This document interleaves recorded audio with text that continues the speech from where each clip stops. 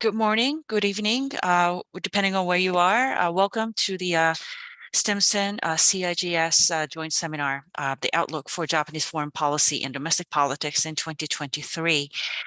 We'll get started in a few minutes. We're right now just open up the waiting room into the everyone. So we're going to give everyone a few minutes to sign into our sign into this Zoom link. So if you can give us a few minutes, we will get started.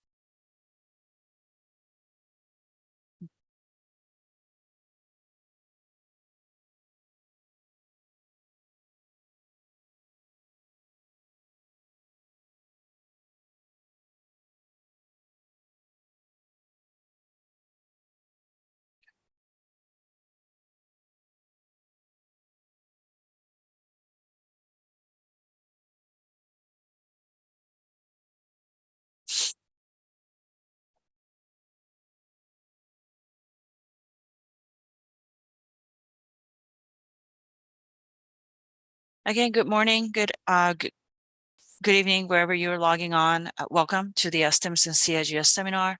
We are still letting people into the Zoom link, and we're going to give them just a couple of more minutes so that everyone who are initially waiting to get onto the Zoom link can have time to do so. So give us a few more minutes.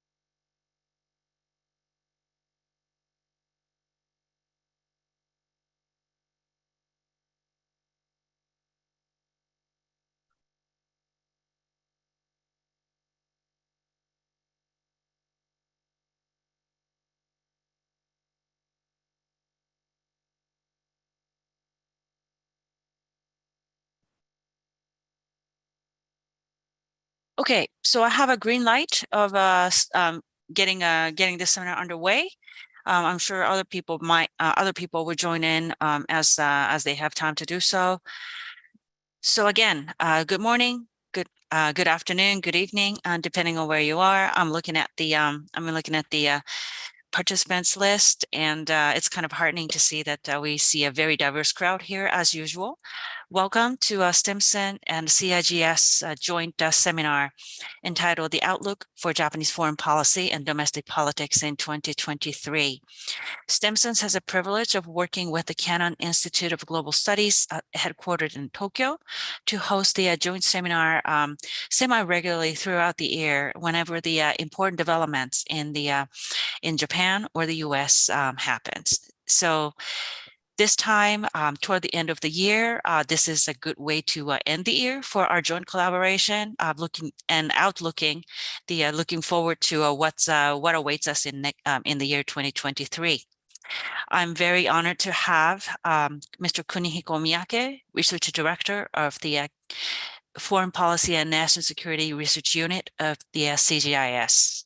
He's a veteran diplomat and a prolific writer and the active commentator on media on the things that are relevant to Japanese foreign policy, national security policy, and also sometimes the domestic politics even. So I am very glad to have him join us this morning here in Washington, D.C. Just a quick administrative note, following Mr. Miyake's remarks, which will last probably total of 10-20 minutes, I'll immediately open up to Q&A to all of you. So if in order for you to ask a question, please do not use chat. Instead, please do use a Q&A box at the bottom of the screen. I cannot monitor both at the same time. So if you do send something in chat, I may not see it. So please do make sure that you will use a Q&A function to present a question to Mr. Miyake afterwards. So with that, Miyake-san, welcome again. Thanks for joining us. I think we started off a year with you, and we will end hosting you to speak again. So let me start by this question. So Japan is on the cusp of releasing 3 very important national security strategy documents. If you can share with us what you are already seeing as some major points of those critical documents to start us off, I'll really appreciate it. Okay, thank you, Yuki. Thank you for making this happen. But I have one big complaint for you. First of all, you know, I am in Washington, D.C., and I came all the way down. It took more than 12 hours, okay? And I paid thousands of dollars on the flight ticket. Then I'm only a few blocks away from the Stimson Center, you see? And then I cannot join you. I cannot see you in person. That's a shame. But anyway, other than that, everything is fine. So as you see, this is the article tentatively translated by me, but the article by Asahi Shimbun, and I tried to make the best use of it. And also I tried to share with you the least authoritative assessment of Japanese foreign policy or national security policy based on the newest sort of unclassified pieces of information. I do not have classified pieces of information. Anyway, before talking about the 3 security documents they call, I think Mr. Kishida's sort of approval rating decline, I think is hitting the bottom, it seems to me, for many reasons. They have exhausted all the sort of questions about the Unification Church, and also they enacted a new law to control those religious entities. And in addition to that, probably the opposition parties in Tokyo seems to be continue to be divided, and it seems that Mr. Kishida is now trying to strike back. I heard a rumor here that he is coming to Washington, D.C.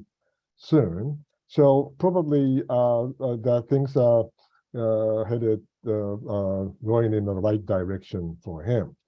So according to the Asahi Shimbun this morning, I found that the outline was leaked or shared with the media. So that means that the making of those documents are in the final process of making. So there are various points, but I would first share with you the perception of neighboring countries or adversaries. China, its external posture and military trends are a matter of serious concern, etc. Then, as you see, constituting an unprecedented, they say, unprecedented maximum challenges to our national security. This is a new expression, they say. Fine. Well, I think in line with the U.S. Similar documents, we put China the first priority for good reasons, and I don't have to go into details. North Korea, it says, more serious because as compared to the previous document, more serious and imminent, they continue to be the same, similarly serious and imminent threat than ever before. Okay, so this is nothing new. Russia, in the past, they were talking about some possibility of cooperating with the Russians, but now they say strong security concerns they have with moves to strengthen strategic ties with China. So this is reflects the concern of the Japanese government, probably. Then, the biggest issue, they say, to me, is nothing. It's an enemy-based attack capability, or what they call counter-attack capability. And Defense Minister hinted that probably the submarine is an important element in that. So it says the capability of the self-defense forces utilizing standoff, defense capability, blah, blah, blah, enable the SDF to launch an effective counterattack in opponent's territory as a minimum necessary self-defense measure. What the heck does it mean? I do not. Well, I shouldn't say I don't like it. This is the expression we've been using for decades. Fine, but that is unavoidable to prevent missile attacks based on the 3 requirements for the use of force by the Japanese self-defense forces. So minimum necessary self-defense measure, fine, but they call it senshuboe in Japanese, and I can say this: senshuboe, Asahi Shimbun badly criticized, harshly criticized that, okay, this is a departure from the senshuboe, which is defense posture that is wholly, exclusively defensive. What the heck does it mean? Senshuboe is a tautology. Defense that is wholly defensive. Defense is always defensive. It cannot be wholly or exclusively or anything. So I think this kind of tautology has been used for decades, and I think it's time to change it. But still, is there any consensus on that? Probably. I think more and more Japanese people are willing to embrace the new concept of counterattack capability. So I think this document is headed in the right direction as well. And also, the third point I'd like to mention is the security-related defense budget, aiming to reach 2% of GDP in fiscal year 2027, a long time from now, combining the drastic reinforcement of defense capabilities, blah, blah, blah, R&D, public infrastructure, ports, cyber security, international cooperation, those 4 areas. So that's what they say. Fine. I think as compared to the previous one, it's a great leap. But that said, the enemy-based attack capability is a concept they first discussed in the Japanese parliament in 1956. This is a 66 years old concept. And finally, it took us 66 years to change it or to authorize it. Well, better than nothing, but I'm afraid to say that the things are just moving so quickly in our neighborhood. And I think the changing the concept or adopting this new concept won't be enough, I'm afraid to say. It is just the beginning, and we have a lot of things to do in the long run. So in addition to this, I picked up some news items like Mr. Kishida instructed his subordinates to think about tax increase of 1 trillion yen, etc. 1 trillion yen means about less than $100 per person. It's not. Of course, it's a lot of money, but it's a good investment for Japanese security capability. So I think it's a good idea. And also, I learned that these air self-defense forces, or they're going to be air and space self-defense forces, will be co-developing a new fighter aircraft, the next generation of the F-2 sort of aircraft. That used to be the F-16 co-development program I was involved in. But F-2 now, the new F-2 will be co-developed by Japan, the United Kingdom, and Italy. What does it mean? Well, I hope that this is another round, a new step, a new phase of deepening cooperation between Japan and NATO countries. And I think cooperation with NATO is extremely, extremely important. And I will go into details if you have any additional questions about it. And also, third item I'd like to talk about is the ground self-defense forces are now suspending the procurement of attack helicopters, and instead they start purchasing drones. Good for them. I think it's time for us to move in that direction. What we need is smaller, numerous, more agile, less visible, sort of kind of weapon systems to deter whatever attempts to change the status quo in our neighborhood. So all in all, I like to stop here because I like to take as many questions as possible. I think we are in the right direction, and hopefully, if this is the real contents of the document, after maybe consensus building sort of a process between inside the coalition parties, probably will be announced by the end of this year. It's good for them. I am glad that things might have improved a little bit or made progress a little bit since I left Tokyo just 3 days ago. Thank you, Yuki. That concludes my initial presentation. Great. This is very comprehensive. Thank you so much. I think you packed a lot of information in this, so I'll let other people to think about their questions, and let me just ask one quick follow-up. So this is clearly some people have already started writing about this, anticipating these documents and how it could be transformational, not just for Japan, but then just also for the U.S.-Japan alliance. But as you mentioned, as you alluded to, these are very ambitious documents. Moving forward, though, the implementation, which is always the hardest part for any government, comes into place. In details. Yes. So what do you see as the major stumbling blocks for this transformation to happen?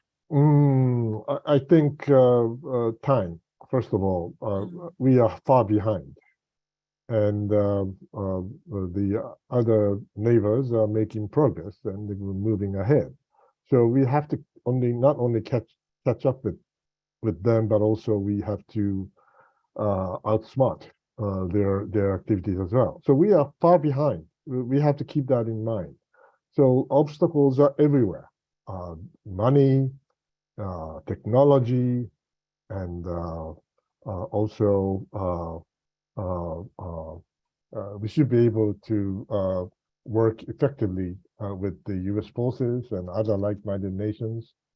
And also we have to have a unified sort of posture to make it better. I cannot. It would take hours to discuss the details of those obstacles, but to name a few, those are my concerns. Does it ring a bell? It does ring a bell. But maybe you can pick one of those that and maybe share that with us as a starter to give us a sense of how formidable this task is going to be.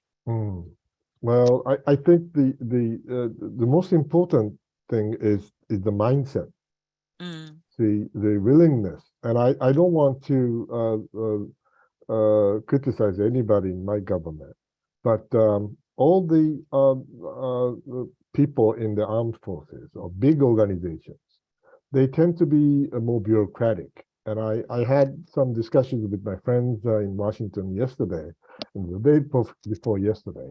And the bigger the entity or organization is, the more difficult for the people inside to make sort of a revolutionary sort of a reform or transformation.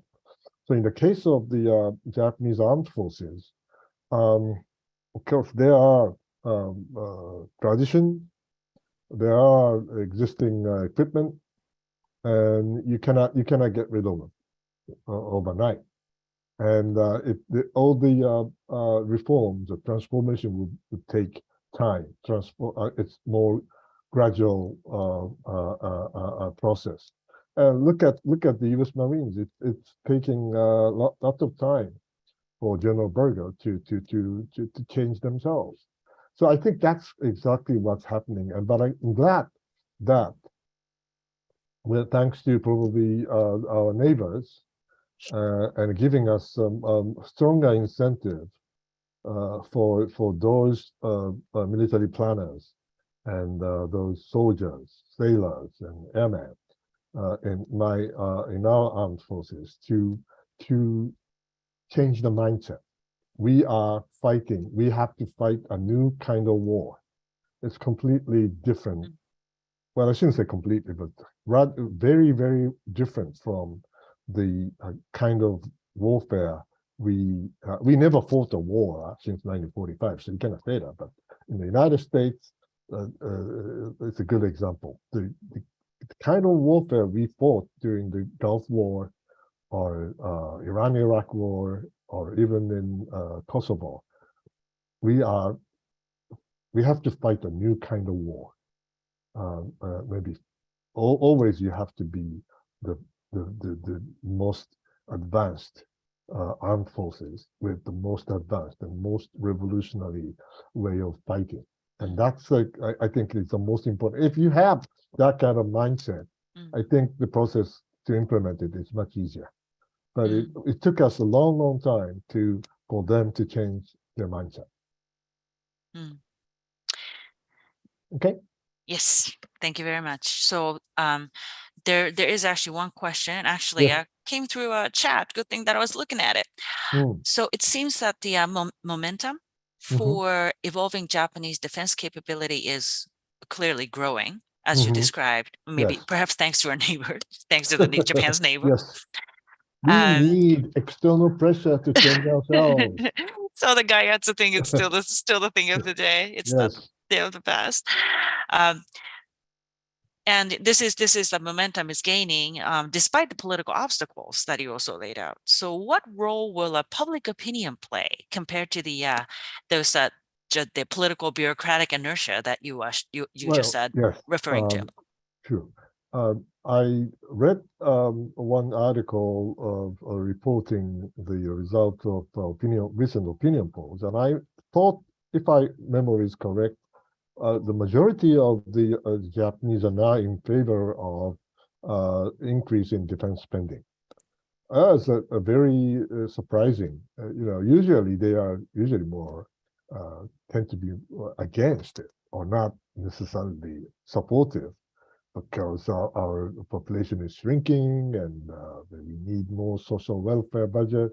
But still, they are in favor of increasing the budget. I think that really plays an important role. So I think it's the shall I say, you don't have to persuade. It took us a long, long time to persuade the ordinary people that we need to have better sort of a national security posture or capability. But it seems to me that the majority of the Japanese are now beginning to understand how important the new security policy would be, and thanks to our neighbors. So, so this is kind of a quick follow-up. So now you mentioned that perhaps government will spend less effort persuading the public, because now that the public is really starting to see Mhm. the situation. So would you rather say that given the kind of a political inertia that's still kind of pervasive in the Diet, would you say Uh, now that the public opinion is actually Japanese public is more realistic than the debate True, that will happen in true. the political vacuum? I mean, Well, on the Diet floor? Yuki, that's the question I really wanted to avoid because that Okay, that I'll is let you. getting closer to the domestic political issue, True, which I'm not true, supposed double to talk true. about. But I will tell you something. I think the opposition parties in Japan, Tokyo, when I left, I thought that they had a golden opportunity to do something new or to get further united and confront the incumbent administration to do something different. But actually, they are missing the golden opportunity. They are divided, and unfortunately, they stick to a simple issue like let's reduce tax, for example, or just Mhm. stop the consumption tax, etc. I think as long as they stick to those sort of issues, people don't appreciate that anymore, and they don't create any political momentum to change the government or change the political momentum. So I'm afraid to say that Mm, the opposition parties have been missing a golden opportunity to make mm, change. So it's very unfortunate, but if this continues, that kind of the domestic political inertia could continue. And mm, in addition to that, I also like to refer to the loss of Shinzo Abe. mm, I've been telling my friends in Washington these days that Shinzo was one of the hubs of four-wheel drive or two-wheel drive, or maybe one-wheel drive. And the wheel consists of a hub and spokes. But now we lost the hub. So we mm, only have spokes, and the spokes cannot constitute a wheel. So that wheel maybe has some previous momentum Shinzo might have created. So it's still turning, going around, but they're not moving forward anymore. Or mm, maybe they are on the track Shinzo might have paved, mm, but as long as we have a predictable future, maybe the direction will be right and we will do the right thing. But what I'm worried about is what if there's something unpredictable mm, and unimaginable or unprecedented things happen in our part of the world? And who's going to be the lighthouse? Who's going to be the canary in a coal mine? Or who's going to be the messenger? I hope we have another. We need mm, more hubs of mm. our wheels, but we lost one important hub in the Japanese domestic politics in terms of the future of our national security policies. Mm. So I think in that regard, let's stay in the region of Right. East Asia. So I have one question about the China. Why? So the I don't want to China, name any country. No, I'm just kidding. so China probably sensing that kind of unprecedented determination on the Japanese part about Mhm. last when the two leaders met in November. Right. Xi Jinping seems to have taken a slightly more conciliatory approach Mhm. than his other previous leaders meeting with Mr. Kishida's predecessor. Mhm. On the other hand, though, from based on what you just shared with us, Japan's new revised strategy document will be more, I guess, definitively, um, not exactly a confrontational, but definitively critical Mhm. about the China and way that it describes China. Mhm. But at the same time, like US and China's competition, Japan also needs to cooperate with China in some area. Mhm. What are those areas, if you can name any? Yeah. Um, Before the Japan-China summit meeting in Southeast Asia, there was a U.S.-China summit, and I think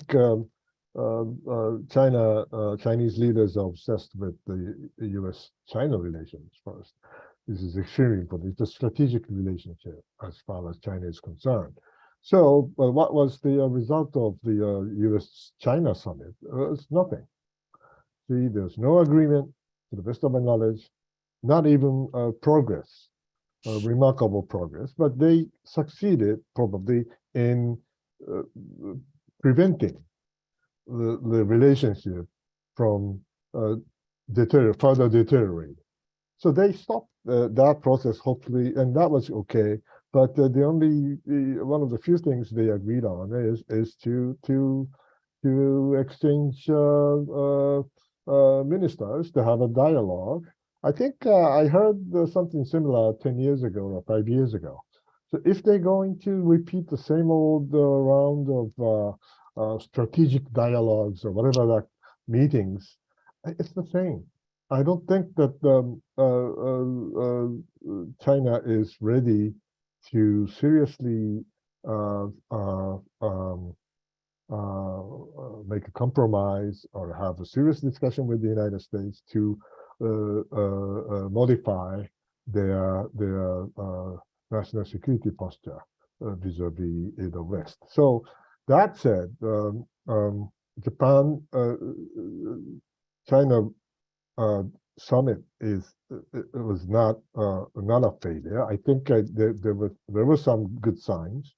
And as you mentioned, Xi Jinping was more smiling more often than before, probably. But that doesn't mean that he is ready to give sort of to make a compromise with the Japanese side, because I think I'm afraid to say, and I don't want to be misunderstood, but that for China, U.S.-China relations is a strategic relationship.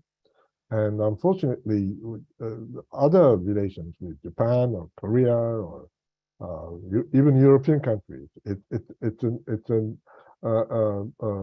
dependent variables.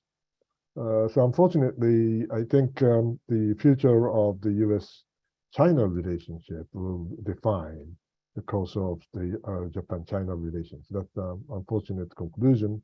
But in that context, we should be able to continue dialogue with the Chinese side.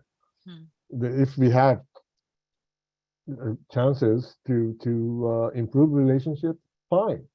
And at least we should have continue to have sort of a dialogue so that we won't misunderstand each other. What we should avoid is the miscalculation on both sides.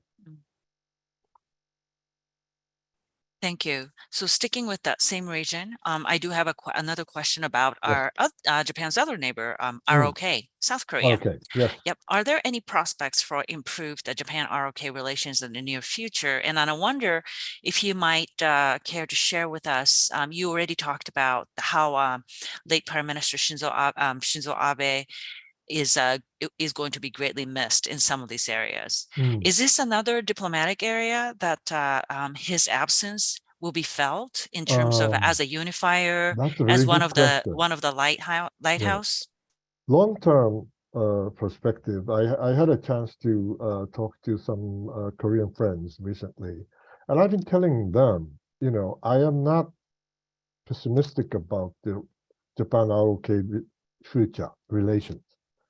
Why? Because there should be a day, and there will be a day when we have a further, deeper sort of a moment of reconciliation. It takes time. It may take a decade.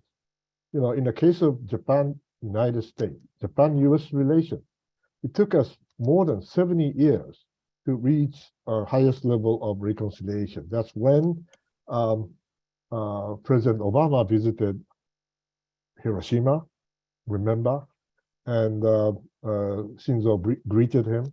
And by the end of that particular year, he visited Pearl Harbor and greeted by Mr. Obama. So that was, in my view, is the final phase of reconciliation between Japan and the United States. And it was a heartwarming, a great opportunity. So it was so important, necessary for Japan and the United States to do that before we start discussing the issue of our not friendly neighbors.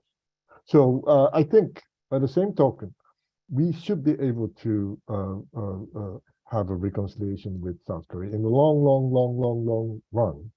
But in the foreseeable future, still, we should do something, and we can do something. And the South Koreans are probably not fully ready as we hope them to be, but they are willing to do more.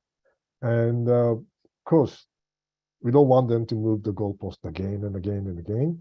But at the same time, if we have an opportunity to make our relations better or at least improve, then we shouldn't miss the opportunity.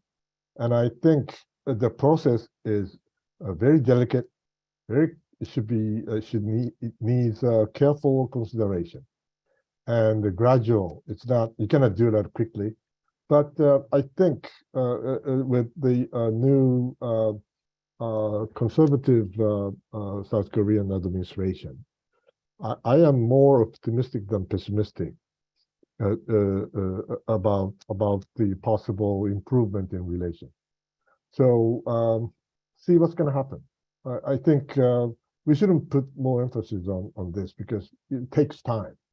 So leave it to the experts, and they work hard under the surface of the waters, and eventually we will hear something positive, and let's make the best use of those opportunities in the future. Thank you. Going back to China, as we all know, security situation across the Taiwan Strait has been getting more tense. And then Taiwan, as we all know, is very close to Japan geographically. And there are some concerns that China might try to do something aggressive, even more aggressive than we have seen in the past toward Taiwan by the end of the before we used to say 7 years, 10 years, but then now people are saying more about PLA's 100th anniversary in 2027. And I think this may be one of those unpredictable situation, or I guess situation that no one wishes to happen. But should that happen, will Japan be ready? Oh, what a direct question. First of all, with respect to Taiwan contingency, if the political leaders make a sound judgment, and they could be deterred, because it's not easy.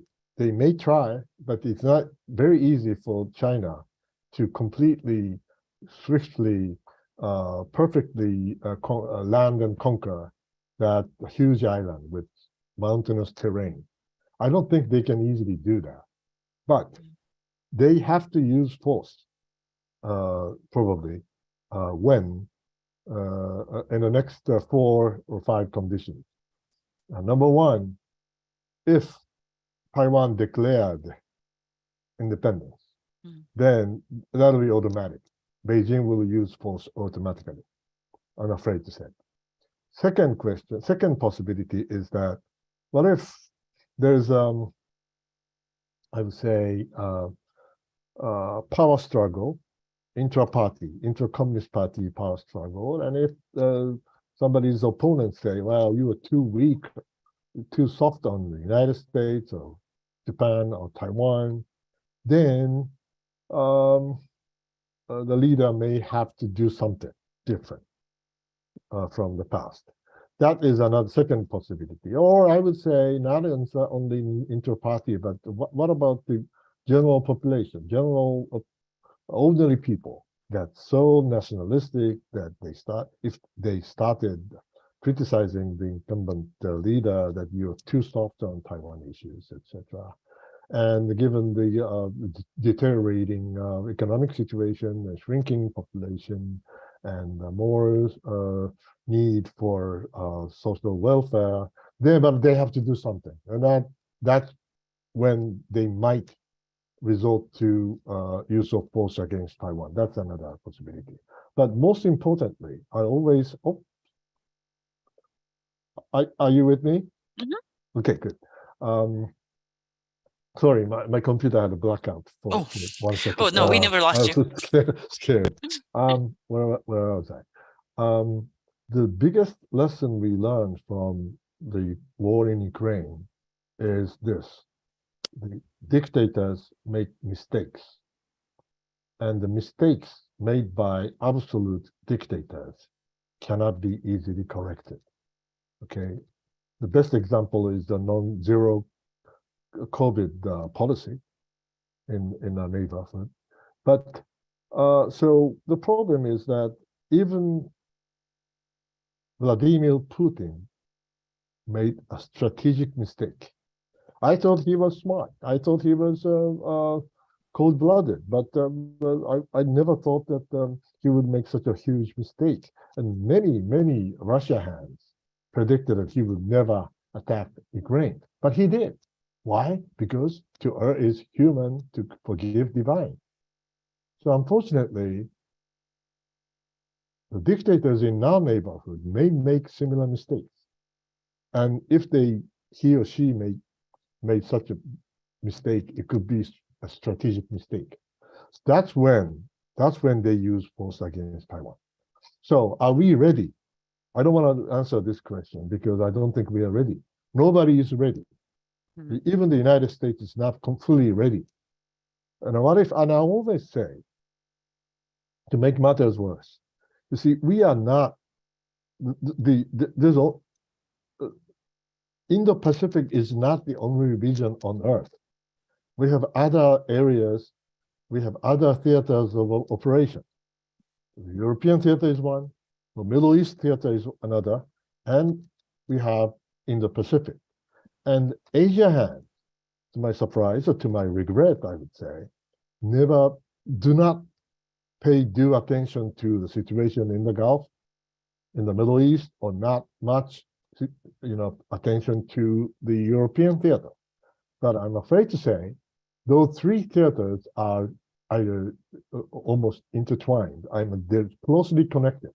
I see them three theaters of operation as becoming one theater of operation. So what if China wanted to attack Taiwan?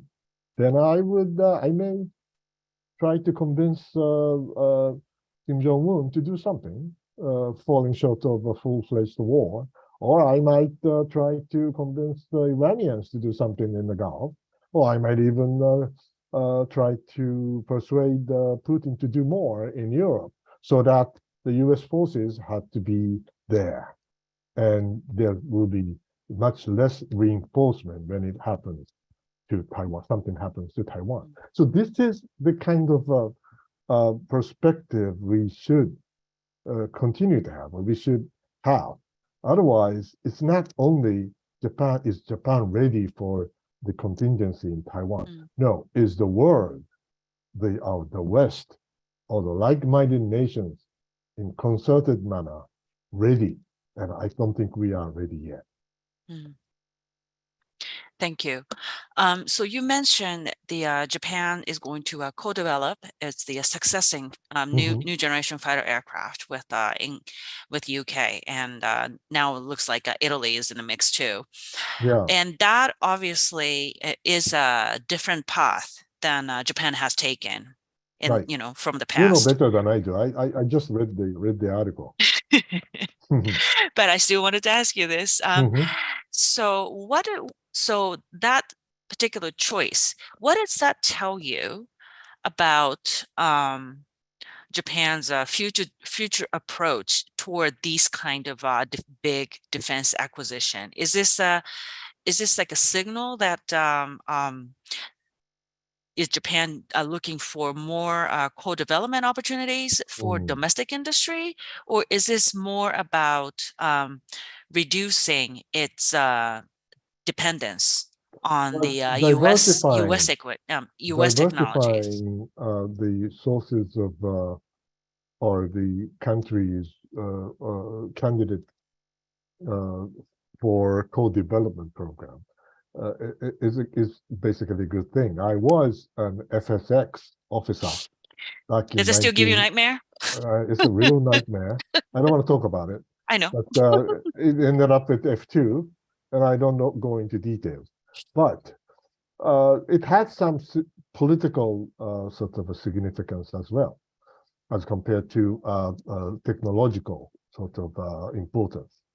So I do not know much about how successful the British, Italian, and Japanese co-development program will be. Hopefully successful, but symbolically, politically, it's more symbolic to me because the Japanese are more paying more attention to the NATO country. And as I said earlier, the situation in the European theater is extremely important. So I always say these days that in order for us, including the United States, to be able to deter any attempt in our neighborhood to change the status quo by force, the most important thing what we need is not necessarily the strong US-Japan relations. The first thing I would say is a strong NATO.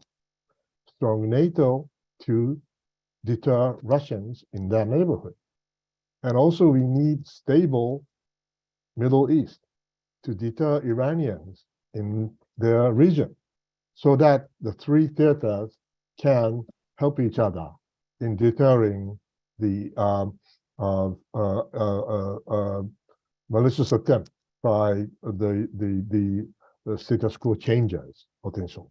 So I think in that context, in order to have a better cooperation with the NATO countries, UK, Italian, and Japanese co-development program will be a great symbol of that kind of collective cooperative relationship with the NATO countries. Thank you.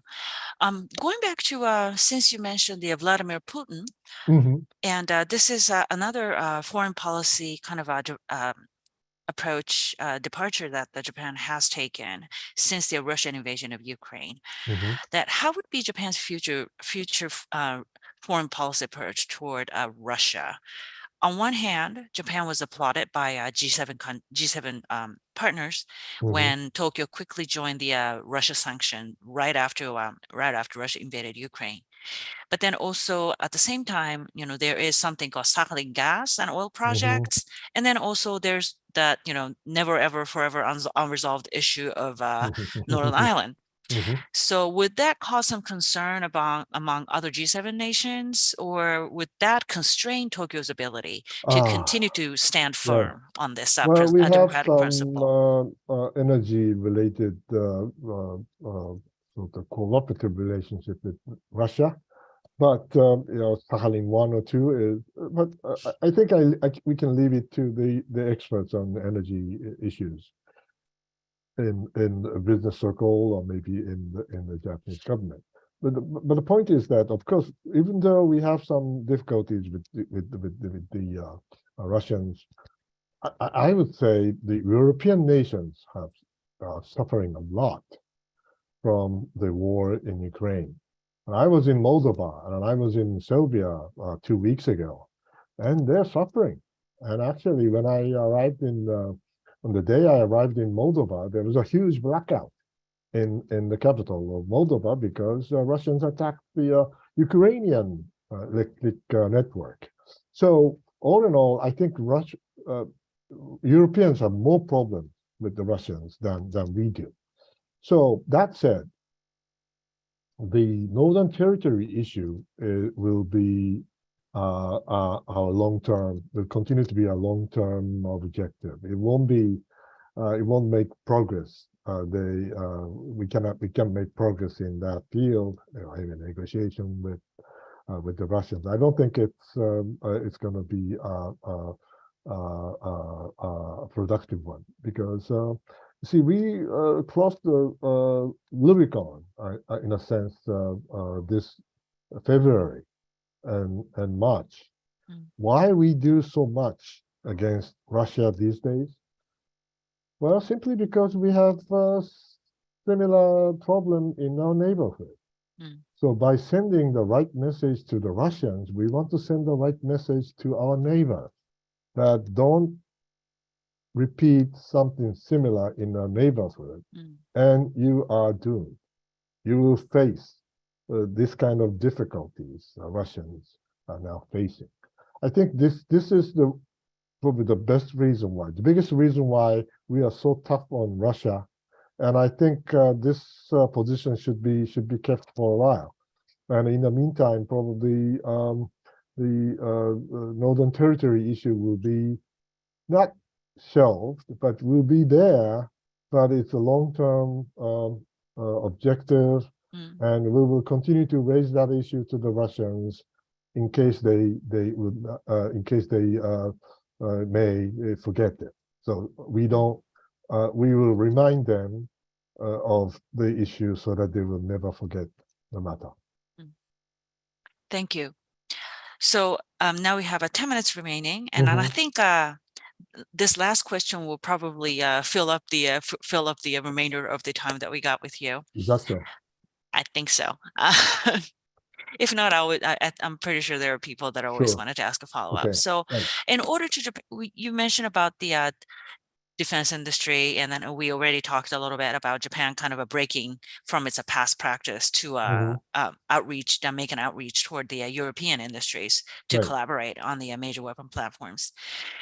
In order to Japan to develop the for advanced defense technology in the long term, though, that more cooperation between SDF, Japan Ministry of Defense, industries, and more importantly, academia Yes. are necessary. But Right. as we are well aware, most part of the academia, it could be changed, but most part, there's a perception, at least here in the United States, that the Japanese academia is still reluctant about getting involved in the development of the defense technology, and kind of symbolized by a Science Council of Japan.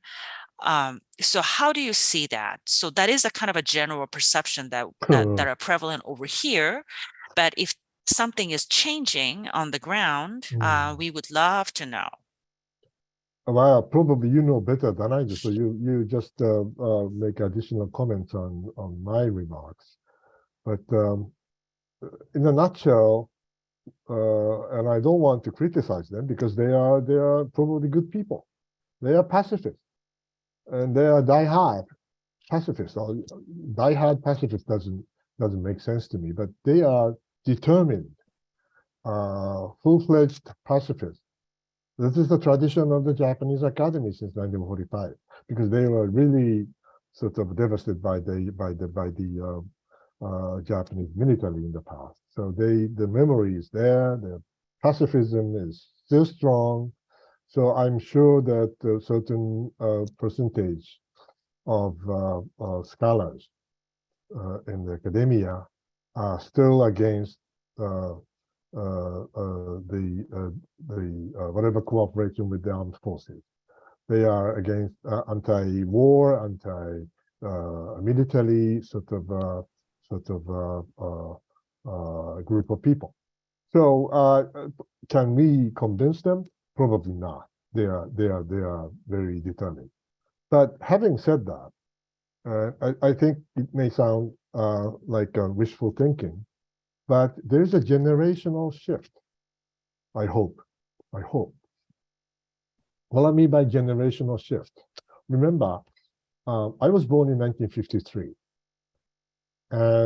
but a generation before me, they were radical students on campus in the late 60s and early 70s.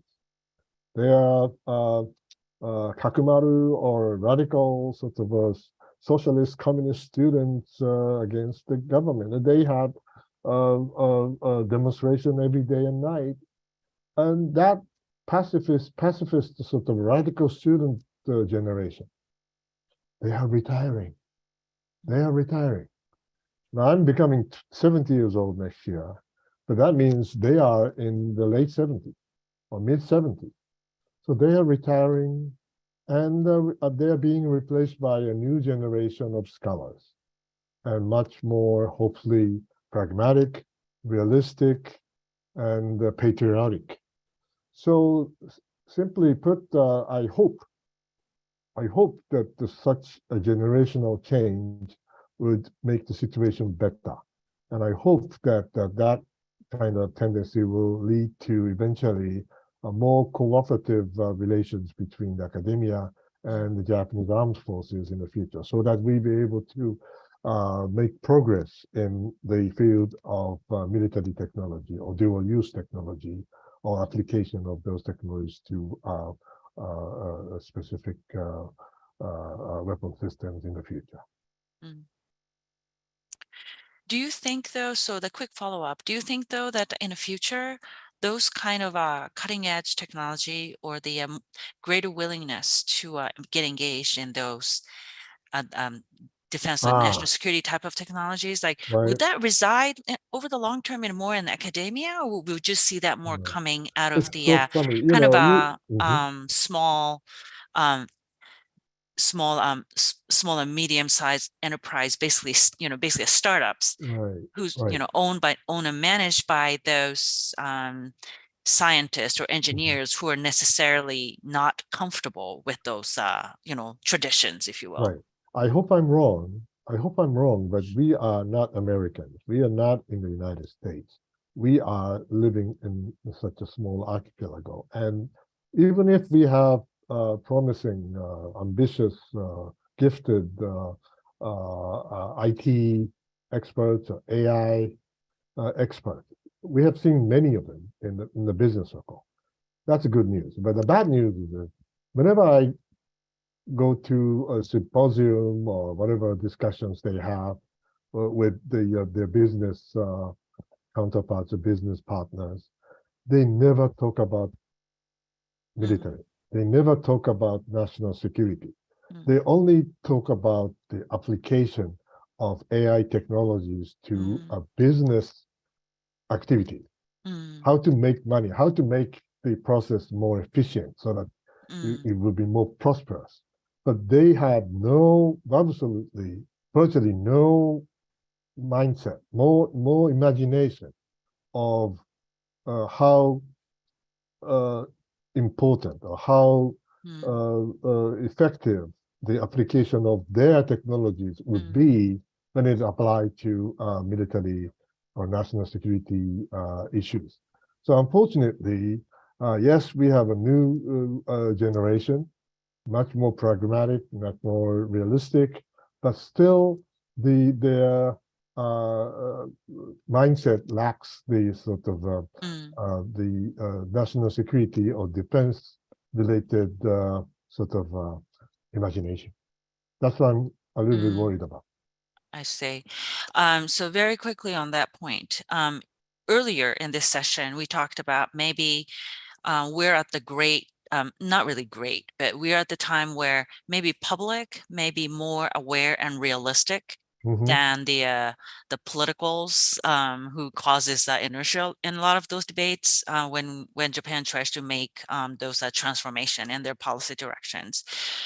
Do you see the similar thing in this area as well, in the sense that some companies, or there are many companies or academics who are saying we're not opposed to cooperating, but then we're just conscious of public opinion and people's sentiment about what kind of a perception they have. So do you think public perception on this is also shifting as well as I'm sure more and more like-minded people are more willing to cooperate with the government, with the defense industries or the armed forces in that direction. But having said that, they will not publicize it.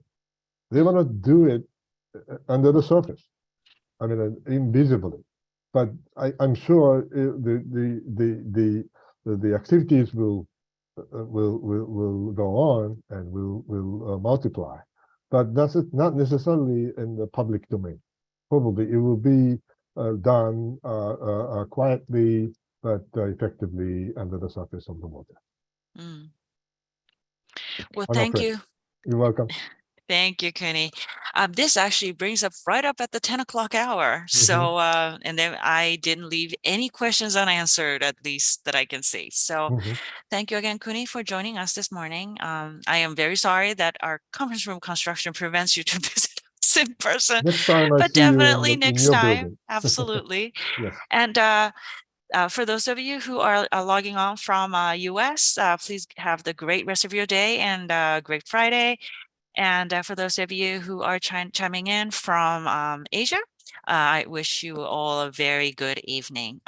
Thank you very much all for joining. And this concludes today's seminar.